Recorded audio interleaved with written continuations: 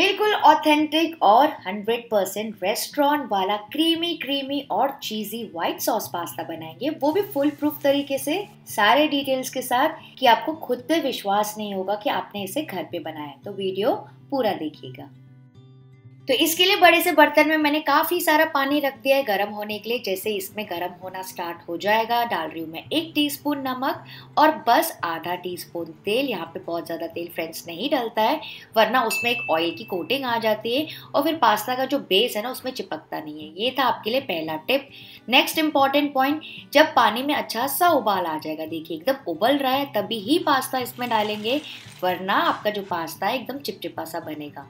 इसको इसमें डाल देंगे और बॉईल होने देंगे बस 5 से 6 मिनट के लिए, या फिर depending on the packet instruction कि आप कौन सा पास्ता यूज़ कर रहे हैं उसके ऊपर भी डिपेंड करता है। ये देखिए मैं आज ये पेने पास्ता यानी कि पाइप पास्ता जिसको बोलते हैं बच्चे, वो मैं यूज़ कर रही हूँ। अगर आप और कोई शेप का पास्ता यूज़ कर रहे हैं तो पैकेट इंस्ट्रक्शंस देख लीजिएगा। जो भी टाइम लिखा है बस उससे थोड़ा सा कम पकाइएगा। बेसिकली इसको 80 to 90% पकाना है, जिसको कहते हैं आल दांते, और हिंदी में बताऊं तो एक कसर बाकी। तो करीबन 5 मिनट हो गए। चलिए एक पास्ता चेक करते हैं, मैं आपको कट करके दिखाती हूँ। ये देखिए एक कसर बाकी है, बिल्कुल हल्का सा कच्चापन है, हल्की सी व्हाइट रिंग बन रही है, बस इतना ही हमको पकाना है। मतलब कि आपका पास्ता परफेक्टली कुक हो गया है। ओवर बॉईल नहीं करेंगे, गैस का फ्लेम ऑफ कर देंगे।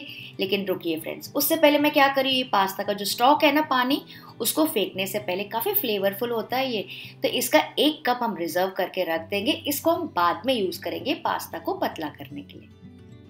और उसके बाद ये पास्ता पूरा छान लेंगे और इसके ऊपर डाल देंगे नॉर्मल पानी और थोड़ा सा रिंस कर लेंगे। आप चाहे तो नल के नीचे भी इसको चला सकते हैं, फटाफट हो जाता है काम। इससे क्या होगा, इसकी कैरी ओवर कुकिंग बंद हो जाएगी और ये नरम होना बंद हो जाएंगे। इसके बाद बस इसको ऐसे स्प्रेड आउट कर लीजिए। और अगर फ्रेंड्स आप बाद में बना रहे हैं ना, तो यहीं पे थोड़ा सा ऑयल भी डाल के रख दीजिएगा ताकि वो ज़्यादा चिपचिपे ना हो। इसको साइड में रख देंगे। नेक्स्ट बनाएंगे बढ़िया सा वेजिटेबल का मिक्सचर, जिसके लिए पैन में मैं गरम करी हूँ 1 टेबलस्पून मक्खन। मक्खन नहीं तो आप तेल भी यूज़ कर सकते हैं। 2 टेबलस्पून बारीक कटी हुई लहसुन। इसको थोड़ा सा टॉस कर लेंगे। ये तो मेरी फेवरेट है, इसका बहुत अमेजिंग फ्लेवर आता है फ्रेंड्स, खास करके पास्ता में। और फिर एक प्याज डाल रही हूँ जिसको मैंने देखिए सर रफली काटा है, बहुत बारीक भी नहीं है। इसको थोड़ा सा पका लेंगे, ठीक है, 2 मिनट के लिए, बहुत ज़्यादा नहीं, डार्क तो बिल्कुल नहीं करना है।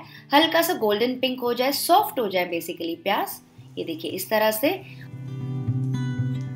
उसके बाद हम डाल देंगे सारी वेजिटेबल्स। तो ये देखिए फ्रेंड्स, मैं ये सारी वेजिटेबल्स यूज़ कर रही हूँ जो कि कैफ़े में भी यूज़ किया जाता है, बहुत बढ़िया कलरफुल होते हैं।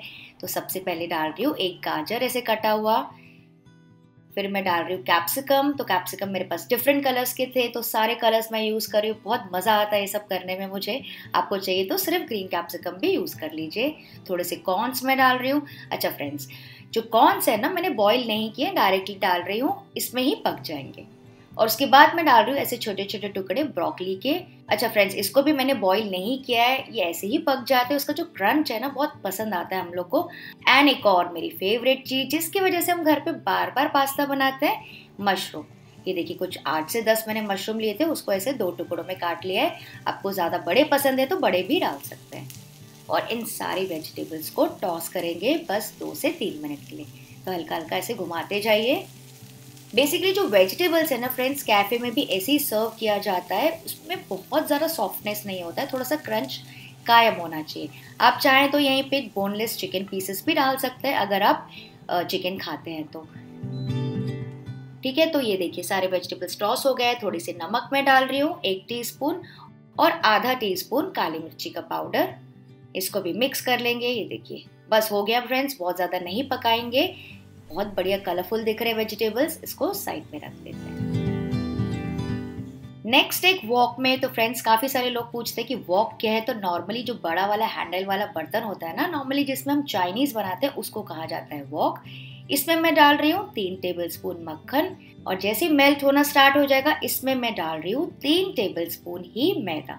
मैदा के बदले फ्रेंड्स कॉर्नफ्लावर आप नहीं यूज़ कर सकते, और क्या यूज़ कर सकते हैं वो मैं आपको आगे बताने वाली हूँ। तो फ्रेंड्स बटर और मैदे का जो रेशियो है ना बहुत ज़्यादा इंपॉर्टेंट। अगर आप परफेक्ट रखेंगे और दूध को लगातार विस्क करके सॉस बनाएंगे ना, तो आपकी भी सॉस है एकदम परफेक्ट कैफ़े स्टाइल बनेगी। क्योंकि आप लोगों के काफ़ी सारे कमेंट्स आते हैं कि सॉस या तो गाढ़ी हो गई या तो पतली हो गई। तो सारे स्टेप्स जैसे मैं आपको बता रही हूँ वैसे ही फॉलो कीजिएगा। तो यहाँ पे बेसिकली हमने सेम रेशियो रखा है, जितना बटर रखा है ना उतना ही मैदा, तो ही आपका परफेक्ट सॉस बनेगा। इसको लोएस्ट फ्लेम पे, ठीक है, हाई पे बिल्कुल नहीं, लोएस्ट फ्लेम पे पकाते जाएंगे, लगातार भूनते जाएंगे। 3 से 4 मिनट बस आपको लगेंगे, जैसे कि इसका कच्चापन निकल जाए। आपको खुद देख के अंदाजा लग जाएगा कि इसका कच्चापन निकल रहा है कि नहीं।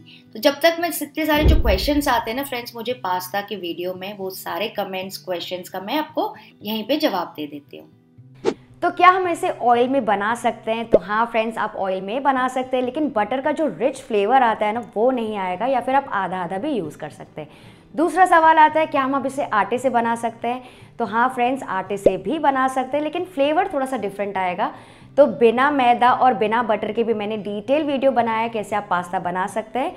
उसका जो लिंक है मैं नीचे डिस्क्रिप्शन बॉक्स में, नहीं तो एंड स्क्रीन्स में दे दूंगी, ज़रूर से चेक कर लीजिएगा। तो बस फ्रेंड्स, अब ये देखिए करीबन 4 मिनट हो गए, हल्की सी झाग आ रही है, हल्का सा येलो कलर हो गया है और मैदा पक गया है, पता चल रहा है क्योंकि हल्का सा हो गया ऊपर सतह पर, ऐसे फ्लफी जैसा लग रहा है। तो गैस का फ्लेम लो ही रखेंगे और अब यहाँ पे हम डाल देंगे दूध। तो टोटल दूध मैंने लिया है 2 कप। मैं आपको फिर से बता देती हूँ, ध्यान रखिएगा सारे मेजरमेंट्स का। ये फ्रिज का या फिर रूम टेम्परेचर का हो सकता है, गर्म नहीं यूज करना है। इसको थोड़ा थोड़ा करके डालते जाएंगे और लगातार घुमाते जाएंगे। तो यहाँ पे फ्रेंड्स आप विस्क यूज कर सकते हैं, उससे आपका काम आसान हो जाएगा। इसमें जो भी थोड़ी बहुत गांठें या लम्स होती है ना वो टूट जाते, तो लगातार इसको घुमाते जाइए, विस्क करते जाइए और दूध ऐड करते जाइए। तो यहाँ पे आपको लगातार मिक्स करते जाना है ताकि आपको जो बेस सॉस है ना, क्रीमी सॉस, एकदम स्मूथ बने। तो कुछ लोग फ्रेंड्स ये भी पूछते हैं कि यहाँ पे हम दूध स्किप कर सकते हैं क्या, कुछ लैक्टोज इंटॉलरेंस होते हैं या कुछ उनको दूध से एलर्जी होती है, तो यहाँ पे आप पानी भी डाल सकते हैं या फिर सोया मिल्क, आमंड मिल्क, कोई और भी ऐसा फीका दूध डाल सकते हैं, आपके ऊपर है। लेकिन उसका जो टेस्ट है थोड़ा सा डिफरेंट हो जाएगा, इस चीज़ का आपको ध्यान रखना है। तो ये देखिए बस मैंने 3 मिनट पकाया, आप देख सकते हैं अब हल्के हल्के बबल्स आ रहे हैं, सॉस में बबली हो गया है, बॉईल हो रहा है। तो ये परफेक्ट कंसिस्टेंसी है। मैं आपको लैडल से दिखाती हूँ, ये देखिए जो स्पून है उसका बैक अच्छे से कोट कर रहा है। ये देखिए हाथ से दिखाती हूँ, परफेक्ट स्मूथ कोटिंग कंसिस्टेंसी का है इस वक्त।